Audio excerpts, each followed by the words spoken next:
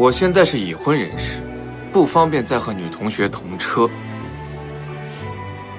小气鬼，我不是认错了吗？认个错就完了？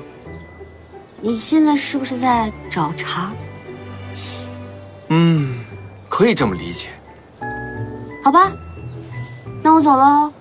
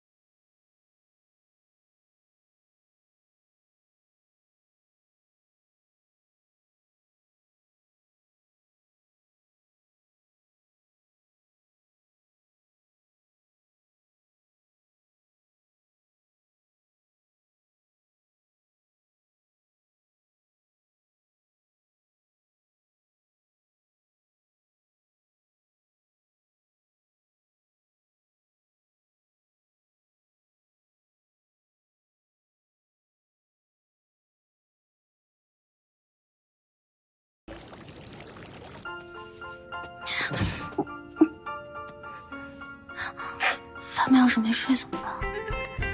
这个点儿他们肯定都睡。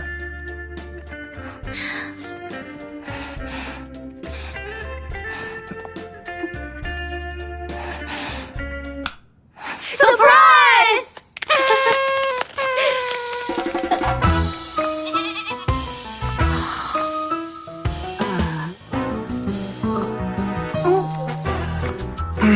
奶奶，妈，你怎么还不睡啊？对呀，我们要给你们办欢迎 party 嘛！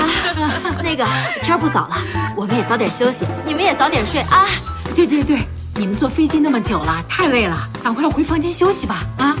妈说的对，我们欢迎派对明天再办，今天我们就先上去休息了。行，有什么事儿明天再说啊，赶紧休息。